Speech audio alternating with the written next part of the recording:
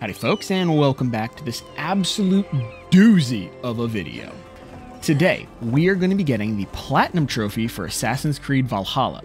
Now, this game takes a while to beat and longer to Platinum. So, what if I simply expanded my scope to, instead of just the base game trophies, I get all of them?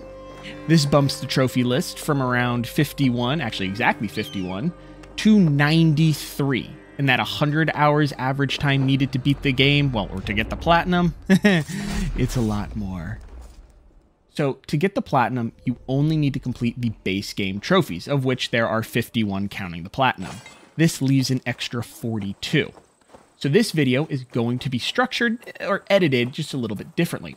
I'll still be going through each trophy in the order of which I get it, but there will be different counters showing up on screen based on where the trophy actually comes from. This way, you can track where that specific trophy actually originates from, whether that be from the Wrath of Druids DLC, or the Forgotten Saga, or so on and so forth. So with that, well, okay, actually there's nothing to put up on the board, so let's begin. Finally, before we move on, there are spoilers for the game, so if you have any desire to play it, now's your chance to turn it off and come back at a later date.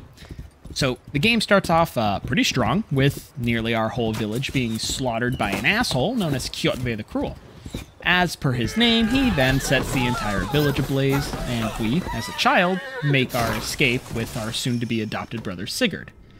Eivor gets shot off a horse and falls down a cliff, gets into a losing fight with a wolf before some ravens come saving us, giving us the chance to kill said wolf, and, more importantly, obtaining our first trophy. The saga begins. What the hell is that? It's time. Now look, Valhalla has a metric ass ton of content. So much so, I would argue it's probably a little bloated, but whatever. On the map, you'll see 3 different colored blips: white, blue, and yellow. Yellow represents treasure, be it upgrade materials or new equipment. White represents artifacts, i.e. mostly collectibles, and blue represents mysteries. Now, these mysteries are then further broken up into several different side activities, from cairns to mini-bosses to world events. A majority of the blue blips are going to be world events, which are, you know, these sort of like small, quick mini-stories. Some are actually kind of interesting. And, oh yeah, for a later trophy, you'll have to do every single blip on every single map. It's a grind. Anyways, for completing 10 world events, everyday life will pop. And just don't pay attention to the background audio here on this one. And if you don't understand what's going on, I don't know, just ask your parents. Our next trophy comes in the form of To England. Eivor and parts of her clan have now left Norway after Sigurd's father, the Jarl, pledges his allegiance to another king. The clan set sail to England in an attempt to make a better life for themselves, away from having to give any form of an oath of fealty to, well, anyone. Eivor and her clan, of course, are raiders. So, what is there to raid on England's lush shores? Ha! Churches, of course! Paralleling real history here, there are several different churches and abbeys that you can raid for raw resources. Doing these raids have multiple uses, the first being that they hold many yellow blips, so for the completionist trophy, you'll need to do these anyways. And the raw resources are useful for upgrading Ravensthorpe, your clan village, which also has 2 trophies attached to it, so you're gonna have to be doing this raiding. As this was the first raid in England, we received the trophy Rampage for, well, you guessed it, completing our first raid in England. One of the other blue blip activities here in Valhalla are anomalies. There are 10 anomalies total. Now, these anomalies actually have 2 achievements attached to them, one for actually finding all 10, and this one, it's not a bug, it's a feature, being given when you actually complete your first one. We continue our blue blip hype train with the next trophy of Tranquility. To obtain this, you have to simply solve a standing stone puzzle. Now, keeping in mind you'll actually have to do all of them for a different achievement, but whatever. These range from super easy to pull your hair out, oh my lord, why don't you just line up? Anyways, complete one and you'll pop yourself this trophy. Alright, so now it's time, 5 minutes into the video, to actually explain how Valhalla works from a game perspective and story perspective. Unlike every other Assassin's Creed game up until this point, while there is one overarching story, it's fragmented and broken into many different story arcs. Some of these arcs are related more to simply Eivor and her clan in England, while others help push the main story with Sigurd forward. You'll have to do every arc for another trophy because, shocker, of course you will, but in this case, the story arc and the trophy Hard Choices is obtained when you finish the Grantebridge arc. We aren't Dr. Frankenstein here, but the trophy It's Alive is completed when you make your own Jomsviking. Jomsviking? I don't know. Anyway, these are cool side characters that you have on your boat for raids, but other players can encounter them in their world and hire them, giving you a little bit of silver. There are two different ability types, ranged and melee. You can have up to 4 equipped abilities for each. The trophy Face My Might pops when you have 8 abilities equipped, since, 4 plus 4 equals 8. I assume so, my degree isn't in math. This wouldn't be an Assassin's Creed game without a little assassination. Equine Attack is the culmination of assassin skills and your horse riding capabilities. Really, all I'm saying in fancy speak is assassinate someone from a horse. Your settlement, Ravensthorpe, has 6 levels. You level up by acquiring more buildings and doing certain story arcs. In my case, after the Leda Chester arc, I was able to obtain the trophy Builder, indicating I had reached settlement level 3. And don't you worry, there is a level 6 trophy as well. Now, Silent Viking was interesting. In a game where you're a rather large Viking wielding massive weapons and causing wanton destruction, you had to assassinate 10 enemies in a row without triggering combat, which actually turned out to be a lot more difficult for me than I first thought. It took me a few tries, but I was able to achieve it in the end. We have another story-based mission here for you. The Order is Revealed is meant for completing the London arc, and while it's not your first time coming across the Order of Ancients, it is the first time you've seen them try their different machinations. In case you're curious, of course, the Order of Ancients are the precursor to the Templars. The next trophy, Dreamcatcher, is for destroying 10 curse symbols. Unlike most, these are actually part of the White Blip group, the artifacts. Destroying them is simple enough. You just shoot them with your arrow or hit them with your weapons. Some of these, though, in the harder territories do turn into like a whole mini puzzle. Alrighty, let's talk mini-bosses now. There are several different types of mini-bosses in Valhalla. Some are alpha animals, of which you have to kill all of them for a later trophy, and as well for the completionist bit. There are Lost Drengir, who just want an honorable death. And then there's these assholes. The Sisters of Larian, or the Witches of Larian. They are these 3 sisters seeking revenge, Larian, or for their father's death, named Larian. These fights always will have 2 phases, and if you are not the correct power level, you are gonna get smacked around. Even if you're good at parrying, each sister has just some bullshit move that'll take out half your health. Okay, anyway, I'll stop ranting. Killing your first sister grants Witch Hunter, and you'll obtain a special dagger. Keep in mind, you'll need all 3 daggers for a later thing, but let's not worry about that right now. The next mainline mission trophy is the Good Saxon. This is simply for completing the East Anglia arc. Admittedly, it was a pretty interesting one, all things considered. At a certain point in the story, you'll be given the opportunity to head to a wild new frontier, known as Vinland. Spoilers though, it's just North America, and there are already people living here. I'm also fairly certain we see the Isu wall that Desmond uses the apple to open in AC3. But anyways, when you actually arrive to the island for the first time, you will be awarded Pioneer for finally reaching Vinland. Equilibrium is up next, and this requires that you complete 3 cairn challenges. Now, I'm going to be honest, whoever came up with this little minigame really had it out for people. These rocks can be so finicky and frustrating, and yeah, you're gonna have to do all of them. Okay, so this next trophy is gonna take some explaining. Overdesign 2 is unnecessarily tricky, but once you actually understand its parameters, it's not too hard.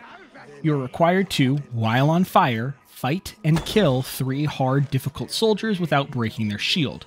Now, PSN Profile has a great guide for how to do this efficiently. Basically, you go to Wareham? I don't know, in South Hampshire, with a power level lower than 250. Make sure you have the missile reversal skill and as many health and fire resistance abilities as you can. And you just need to find some standard bearers. They're the big guys with the massive shields and the spears that they throw at you. Then all you have to do is set yourself on fire through a plethora of different ways, and just keep hurling these standard bearers' spears back at them. Also, just so you know, you don't actually have to kill all three in the same quote-unquote combat session. You can go one at a time. Just make sure that you stay in combat the whole time when you're fighting. This next trophy used to be a lot harder, but now you get it once you hit power level 200. Full Mastery pops when you spend your first Mastery point, which you get at power level 200 in case I needed to spell it out. Twinkle Twinkle's a pretty benign trophy, but a cute one. You gotta first find a firefly out in the wild, and then you bring it back to the lake near Valka's hut and release it, popping the trophy. So this trophy's just a little bit more destructive, but also easily obtained. A picture of Grace is popped once you've charged through 30 breakable items. Wooden fences are usually your best bet, and to do this you'll just need the specific trait Sprint Bash. Here's our first trophy outside the main game, All That Glitters. Now, this is part of the Mastery Challenges and is then obtained when you earn your first gold medal. I'll explain more about how these work later, just know that guides were the most helpful thing for these challenges.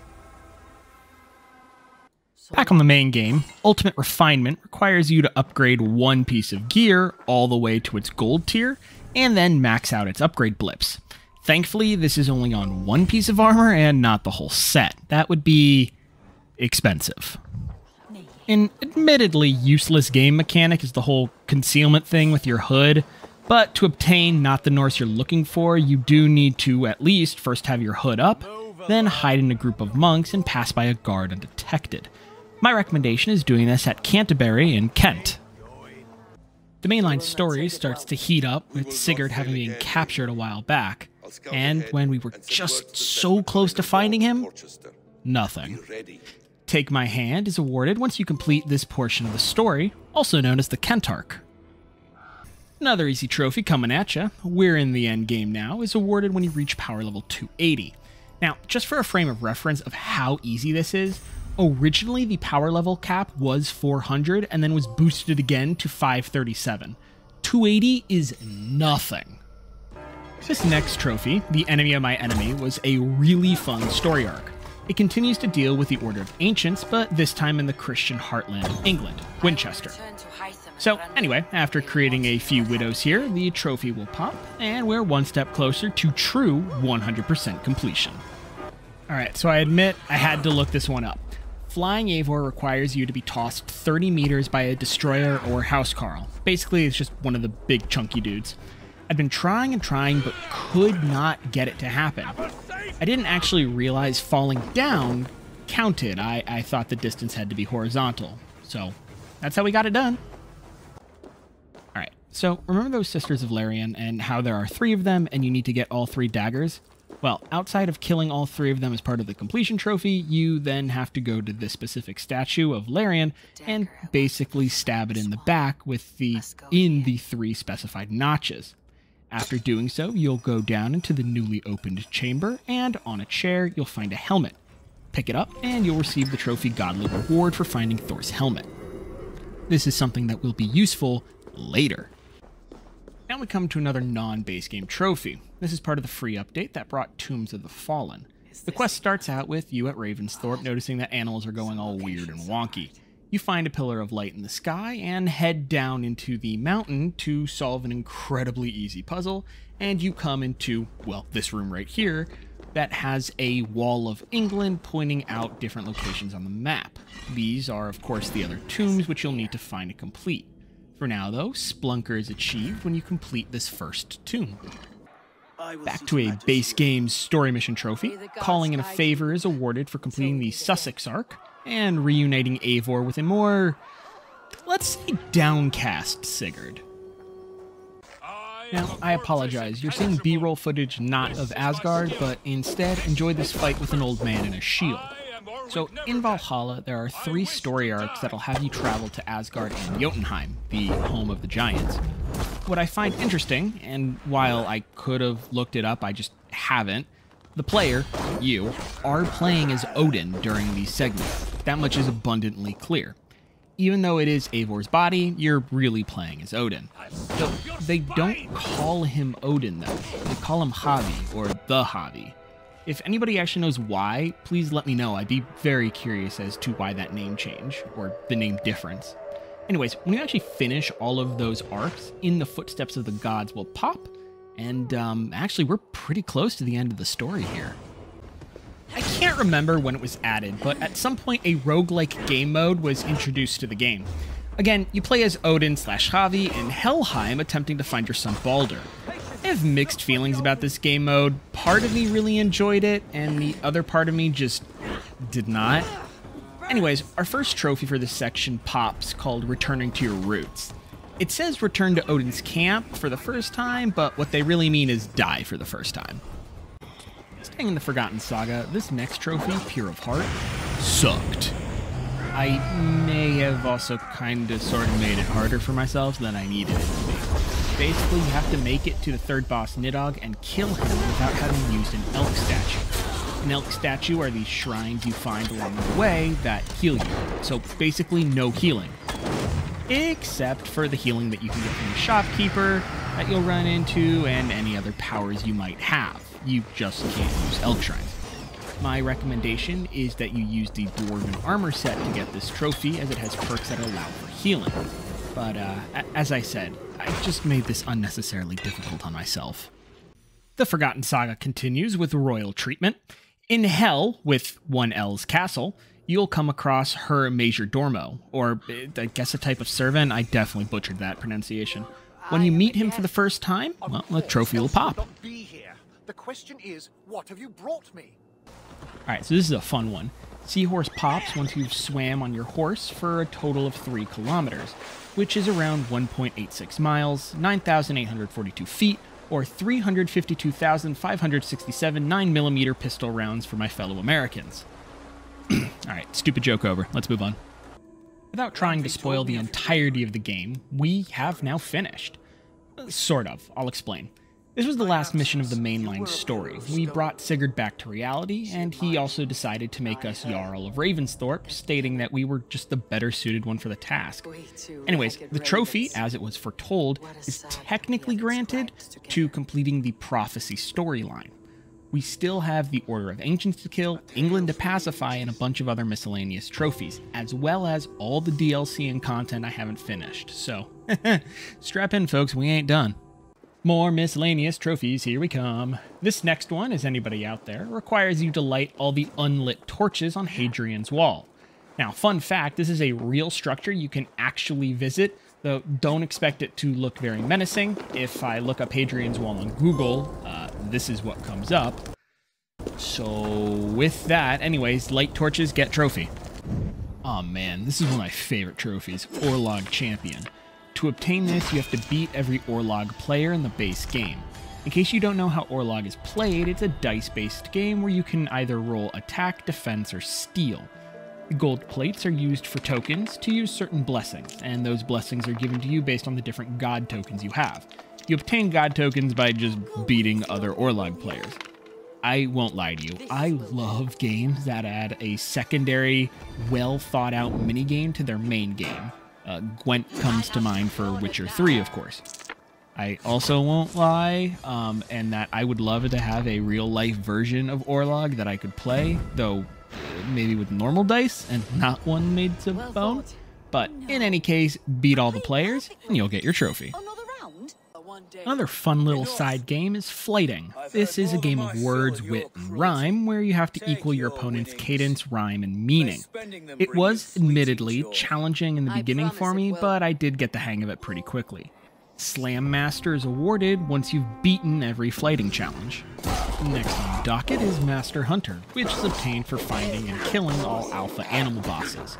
Of course, you'll have to do this anyways for the completionist trophy, so yay!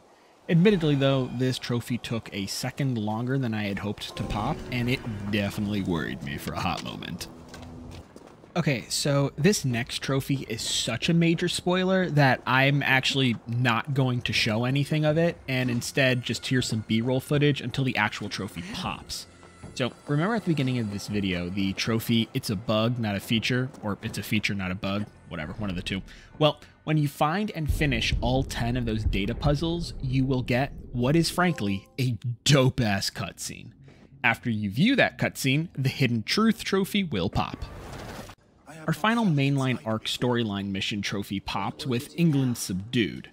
This requires that you would have completed every major plot arc in the game. The last arc only opens once you've completed all the other arcs, and once you complete this one, England Subdued is yours. Also, that was a heck of a tongue twister to just record.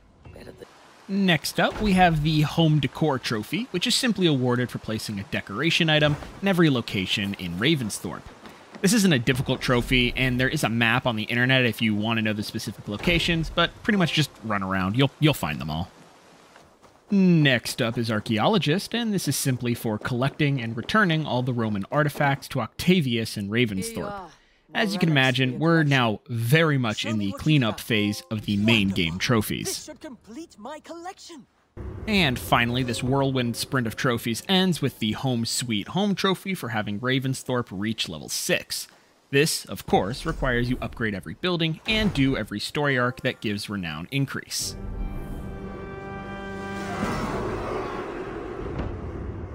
As we continue our journey, we turn our attention to finally ridding the land of the Order of Ancients. And with the Order's head no longer, let's just say, in command, we are awarded the Disorder of the Ancients trophy for officially dismantling the Order in England. How many times did I say Order in that one? It is now officially time to take a break from the hubbub of the main game, and instead, time to turn our gaze towards Ireland. That's right, folks. We're now going to be tackling our first official DLC, The Wrath of Druids. With 8 trophies ready for picking, it's not a moment too soon. Once again, welcome to Ireland and the official beginning of The Wrath of Druids.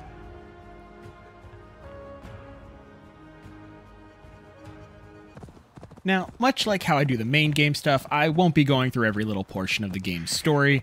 There may be spoilers, but all the trophies will be in this section, so I won't be hopping around like I do with the Forgotten Saga, Mastery Challenges, and Tombs of the Forgotten. I do this with all 3 of the mainline DLCs, actually. I really enjoyed the storyline of this game. It was interesting, had some fun little lore implications, and just gave me more of a game I've come to really enjoy. Anyway, enough of me prattling on. You're here for trophies, so I shan't disappoint. Our first trophy is Like a Druid, which comes after completing the Morrigan trial. I think this is referring to Morgan Le Fay from the Arthurian legends, but I may be wildly incorrect, and feel free to correct me if I'm wrong. These challenges are easy, they're just little arena fights. Wrath of the Druids adds a new weapon type, sickles. These are pretty dang cool, even if I do think Eivor holds them the wrong way. The trophy Double Trouble pops when you equip a sickle in each hand. Super easy, you just have to find them first. So this is a bit of a funny trophy. I'm in Ireland still when I complete it, but it's actually a base game trophy. Row Rage requires that you destroy 5 other boats with your boat in under 2 minutes. Admittedly, this was mildly difficult, but as with all things in life, eventually I pulled it off. Irish Legend is this DLC's version of the Completionist trophy.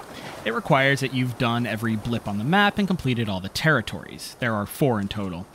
This is probably the easiest Completionist trophy, as there's only 115 blips you have to obtain.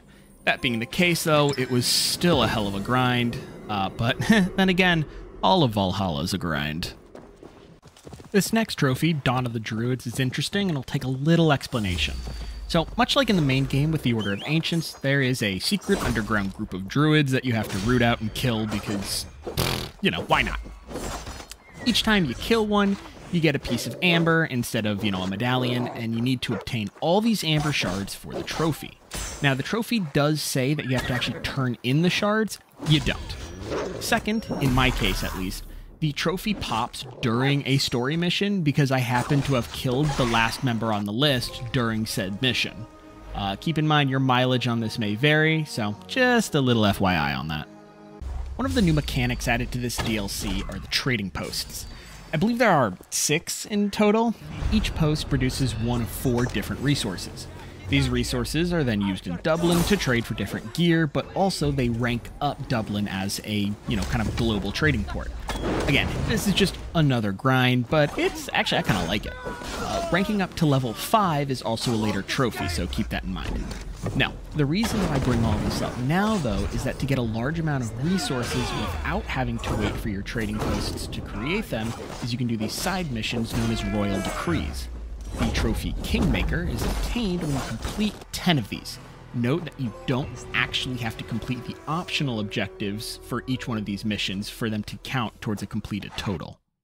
And with that, we come to the end of the story here for Wrath of Druids. And let me say, it was a solid story. But more importantly, we get the Ireland's Deliverance trophy for, of course, completing said Wrath of the Druids storyline. Now, I would recommend this DLC, and obviously the story that goes along with it, but we aren't quite done with the DLC. We still have 3 more trophies that are going to be coming at you in quick succession. Our next trophy is the Legend of St. Patrick, which requires you to kill the only snake on Ireland. Look, I'm going to be transparent here. I absolutely looked it up because I could not, for the life of me, find this goddamned snake. The final 2 trophies actually go back to back with each other. So the first is Decked Out, which is obtained once you found all the pieces to the Dublin Champion armor set. 2 of these pieces can be found in Ireland, and the other 3 are obtained through upgrading Dublin's trading posts at levels 2, 4, and 5. The second trophy came right on the heels of this one, All Roads Lead to Dublin, for reaching level 5 trading post. Now again, this might not happen for everyone, that's just sort of how it turned out in my case. So again, your mileage may vary. But with that, that is our first DLC officially 100% complete, and now it's time to head back to England for a little more cleanup. And back to England for a little body sledding. Scotty's hobby requires that you slide non-stop down snow for 150 meters. There was only one place I found where you could do this, and it was in Norway. And, guys, guides are your friends. Oh my lord, I hated this trophy. Good Catch requires you to have caught one of each fish species in England and Norway. Highly recommend use a guide to find where all the fish live, and don't use the fishing rod. Use your bow and arrow. It dramatically saves time, and it still counts as caught. Just make sure that you have the ability that your raven will pick up what you kill. And now, the grindiest trophy, Completionist All the Way, requires you to have completed all territories in England, Norway, Vinland, Asgard, and Jotunheim. This is the trophy that breaks people because it is so incredibly grindy. My only advice is come up with a strategy to complete as you go, sort of like cleaning as you go while cooking. Old School Treasure Hunt is completed once you find and complete 5 treasure hoards. So you'll find the treasure hoard maps at certain white blips on the entirety of the map. And then it's as simple as actually finding the treasure using the clues, a map, or, the internet. Yet another collectible are the 11 stone slabs that you'll find scattered across the world. Well, you'll find those 11 slabs and then head down to a specific mystery cave. In said cave, you'll find a place to plug in those stone slabs, so to speak. Upon doing so, not only are you granted a sword, Excalibur, which, unlike in other stories... Listen, strange women lying in ponds distributing swords is no basis for a system of government. Does not make you the head of a government. Your consolation prize, though, is the trophy Cadalfwich, which I absolutely butchered, so let's just move on. And now that I'm 49 out of 51 trophies for the base game, it's time to keep you on edge as we get, well, all the other trophies. I'm sorry, did you think I was just going to smack the platinum midway through the video? Please, that's cute. No. See, I gotta get those watch hours up. And speaking of trophies, it's now time to head to Francia for our second DLC, The Siege of Paris. This was probably my least favorite of all the DLCs, as its story was okay, but the grind was tedious for the sake of tedium. I also want to mention, just as a warning, a majority of these trophies come at the end of the DLC's playthrough, as they require a lot of build-up. So if you choose to play this DLC, please don't get discouraged if you haven't had a trophy pop in a while. But anyways, with that, welcome to Francia and the Siege of Paris. Our first trophy, and the best trophy in the DLC, is Pat the Cat, and it's exactly as the sticker says. You must go to... oh god, if you speak French, please just close your ears. Evra, and pet all 4 cats that are in the village. A major gameplay mechanic, and the predecessor to a few different trophies, are the Rebel missions. You can find these from certain individuals across Francia that have a firefly icon. When you do enough of these missions, your infamy level will go up, which is another trophy. And you will receive a type of currency you can then use to buy certain items, most specifically a armor set, which is also needed for another trophy. If I'm being honest, this is the mechanic that I thought was incredibly dumb from this DLC. It's incredibly repetitive, you can only ever have one of these missions active at a time, and the only reason to do this is for the trophies. They supply no real gameplay advantage. At least, you know, the Ireland trade posts were automatic, so you didn't have to do the royal decrees if you didn't want to. It just took a little extra time. Anyways, let's hand wave all that away. This was just a long way of saying once you complete 10 of these rebel missions, you are then awarded the Lèse Majestés trophy. As with all the DLCs, there is a completionist trophy. It's not this one, though. This one is We Nobles 3 for killing all 3 noble mini-bosses designated as blue blips. I only bring up the completionist part as a heads up. Following up that mini-boss trophy, Bad Pull is obtained when you find and kill the ghost Arak. Arak? I don't know. This fight wasn't hard, but it was annoying, as for the first time a mini-boss does not just stay in the arena, you have to chase it down at several points.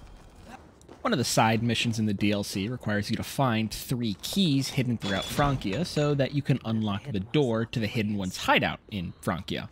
Unlocking said very locked door not only awards the Future Past trophy, but it also clears a few yellow blips from the map.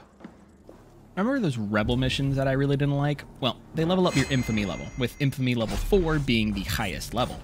Vive la Résistance is awarded once you achieve infamy level 4. Again, this really just felt like a grind for the sake of a grind, and again, I'm sorry to anybody who speaks French fluently, my pronunciations are garbage. Vendange is awarded when you kill an enemy using a Reaper Scythe while wearing the entire Reaper armor set. You obtain the armor set by using the special currency you get from the Rebel missions, and you have to be max infamy to have access to the entire set. You're starting to see how everything coalesces at the end, right? Know what time it is? That's right, it's completionist time. Know What's Right is awarded once you finish all territories in Francia. This leaves us with just one final trophy, and a lot of time that I'll just never get back. And finally, without spoiling the ending to the DLC, we finish up with Do What Is Right for completing the Siege of Paris storyline. And with that, another DLC is complete, and we move on. Alright, so it's time to go back and let's talk a little bit about the Mastery Challenges. There's only 3 trophies, 2 of which are in Part 1 and the others in Part 2. The Mastery Challenges work as such. There are multiple Valkyrie statues dotted around the land after the quest begins. Each statue has 3 trials, the bear, the wolf, and the raven. The bear deals with melee, the wolf deals with range, and the raven with stealth. You must reach 1,000 points to get the gold medal. This is achieved by completing the objectives you see on the left side of the screen. Each objective has a certain point value to it. So in the case that you're seeing right now, I have to get assassinations, remain anonymous, and then steal the treasure. When I steal the treasure, the mission ends. It is incredibly important to know what the end requirements are so you don't accidentally forget to do something.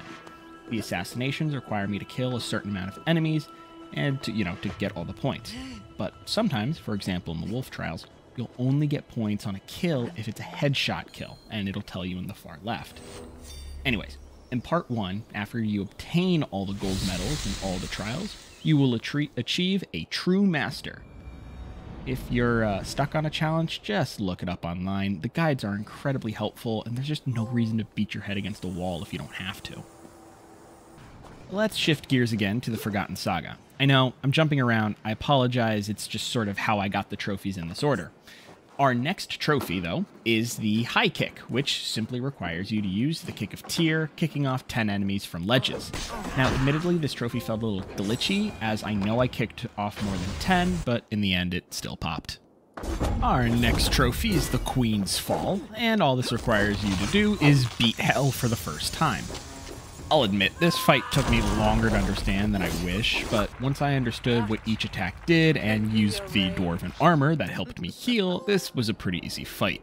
That being the case, though, we will have to beat her one more time for another trophy. Next up is incredibly easy.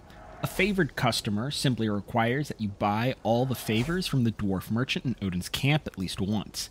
They do not have to be bought for the same run, please keep that in mind. These favors are boosts that you can use for said next run. They are incredibly helpful, actually. During this period, I was getting tired of the Forgotten Saga, mostly because a successful run could take upwards of 45 minutes to an hour. So I opted to finally and fully finish the Mastery Challenges. As you're aware, there are two parts to the Mastery Challenges. Part 2's only trophy is Full Master for obtaining all gold medals in Part 2. With that, the Mastery Challenges are now complete.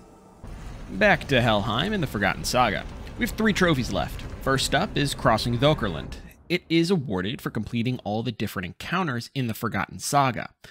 I'll be the first to admit, I had so little idea what this trophy actually meant, and it just sort of popped. So, I guess free trophy. Woo!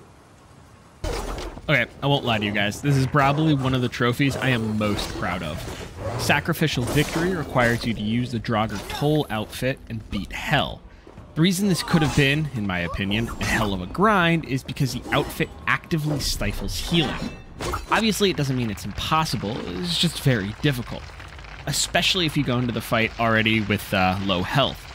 The reason I'm so proud of this trophy is the fact that I was somehow able to pull out the victory on my very first try. I saved myself a lot of pain, and I simply want to impart that happiness onto you. Our last trophy in the Forgotten Saga is Freedom Fighter. There are 3 side quests, you could call them, throughout these 3 different areas, not including Helheim. They each require you to fulfill some task and free the individual from their bondage, whatever that might be. There are no quest markers for this, so one of the things you need to keep in mind while you're going through this is use a guide, as it'll probably help you. Another important note to keep in mind is that these are, most of them at least, multi-step quests, and you need to do sort of multiple different things in multiple different runs, so you will not be able to get this trophy on your first run. Back in England, we are almost done with all the side content. Heading back into the Tombs of the Fallen expansion, Part 1 is completed in full with Cryptologist for completing 3 of the 5 Tombs of the Fallen, though at the time when this came out, it was actually only 3 out of 4. Alright, this is it. Our final trophy before tackling our last DLC is called the Heroes of Ancient Britain trophy. Now, this is awarded once you complete all the Tombs of the Forgotten, including the last one where you obtain a cool little Isu sword. Now, look, I have mixed opinions on the Tombs of the Forgotten. On the one hand, it was a pretty cool little history lesson, as all the individuals spoken about were real. On the other hand, the puzzles kind of sucked. That being the case, though, the trophy is obtained, and we are on to our very last DLC. This is it, folks. The very last DLC before we finish up. The Dawn of Ragnarok takes place in Svartalfheim, the home of the dwarves. In this DLC, we again take up the mantle of Xavi/Odin as we try to find our son Baldur, who was kidnapped by the fire giant Surtur. Now, it's up to us to try to get Baldur back before the worst happens, and also just maybe stop the fire giant's invasion of Svartalfheim. Before we go into the trophies, I just gotta say, I loved this story. It was incredibly well done, had some solid moments, and the ending was just superb. Again, just my opinion, of course. But you aren't here for a story roundup, you're here for trophies. So with that, welcome to the Dawn of Ragnarok DLC.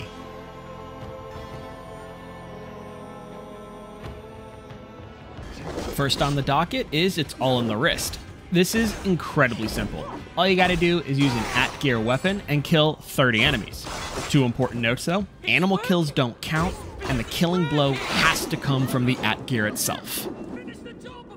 Flying Fortress is an interesting trophy.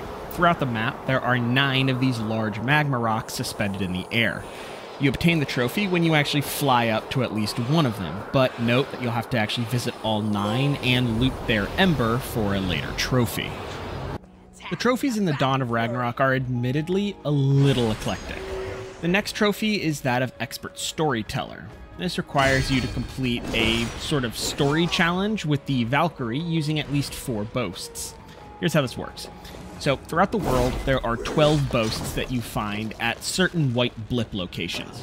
You then go to the Valkyrie to partake in a challenge. Before you begin, you can choose boasts that make the challenge harder. Simply use 4 or more, complete the challenge, and you're going to be awarded the trophy. You do not have to unlock everything the Valkyrie has to offer. You literally only need to do this once for the trophy, and then you never have to touch the challenges again if you want. In this DLC, the new mechanic is the Huggerip, which lets you have 2 of 5 distinct powers. It's a cool little mechanic, but more importantly, it has 2 trophies attached to it. This next one, See No Evil, requires you to teleport assassinate 2 enemies and then fly away without being detected. It's not as hard as it seems, admittedly. The only thing to keep in mind is that you need to have certain abilities unlocked by upgrading the Huggerip at the blacksmith. This next trophy is a story-based one. Aesir Splunker simply requires you to find all 3 of the dwarven shelters throughout the game. Again, this is a story-based trophy, and you'll get this incredibly easily. Not really much else to say on that. This next trophy will take a little explanation. The trophy is called Montsognar's Blessing. Good lord, say that 10 times fast.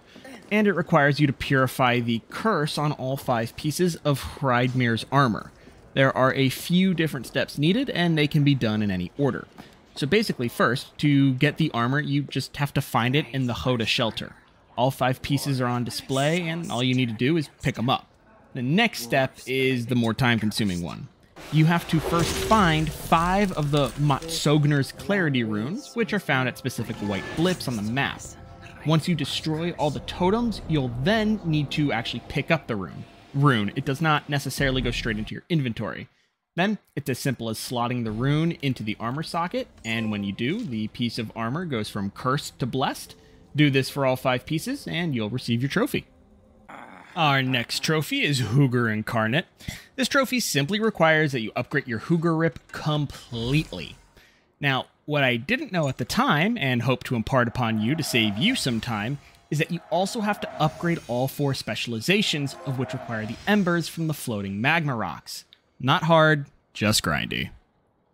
Our second to last trophy is that of Over the Hills. Like every other major DLC expansion, you have to finish every territory 100%. Means getting everything. To say I was burned out at this point was an understatement, but we were so close. I just had to keep pushing a little further. And finally, Ashes of Svartalfheim is the last trophy. We obtain this for completing the story in Dawn of Ragnarok. And when that thing goes bing, we did it. All the DLC for all of Assassin's Creed Valhalla have been officially completed. But we aren't quite done yet. We have one more trophy I have been saving purposefully as the last trophy before the platinum. We are almost there. I can taste it. And with that, our final base game trophy, Worthy, requires you to find and obtain Mjolnir. You see why I wanted this to be the last trophy? It felt right. This trophy is a little convoluted, but not too difficult. You first have to acquire and wear all 5 pieces of Thor's armor, which you get through certain points in the game, and assuming you already have the completionist trophy, you'll have all of them already. Then, you go to a specific location in Norway, where the hammer is, pull the hammer from the rubble, and you will obtain not only Mjolnir, hammer of all hammers, but also the Worthy trophy. And finally, no introduction necessary, the trophy you have all been waiting for, the platinum for Assassin's Creed Valhalla Viking Legend! Oh my gosh, I cannot explain to you the dopamine rush I have after not only completing this game, but this video. In total, counting the hours of editing and actually playing the game, this video took just about 200 hours. If you could all please like and subscribe, I would incredibly appreciate it. I have no intention of stopping here, but good God, this was a beast of an endeavor, and one I may not replicate for Odyssey and Origins when I get around to it. I may just do the base game for those plats, but we'll see. Regarding the next Assassin's Creed game, it will most likely be Syndicate, but to continue the honesty train, I may do other things first before I really set my sights on that completion. I might be a little burned out. I cannot thank you all enough for your patience in waiting for this video. I'm thinking the next few uploads will most likely be Constantine's Adventure before we get back to the achievements and trophies. I intend to also put up a poll soon-ish regarding thoughts on multiplayer trophies/achievements in games that no longer have active communities. But enough talk. I appreciate every single one of you who has watched this. I hope you have a great rest of your day. This has been the Son of Morning, and I will see you in the next one. Peace.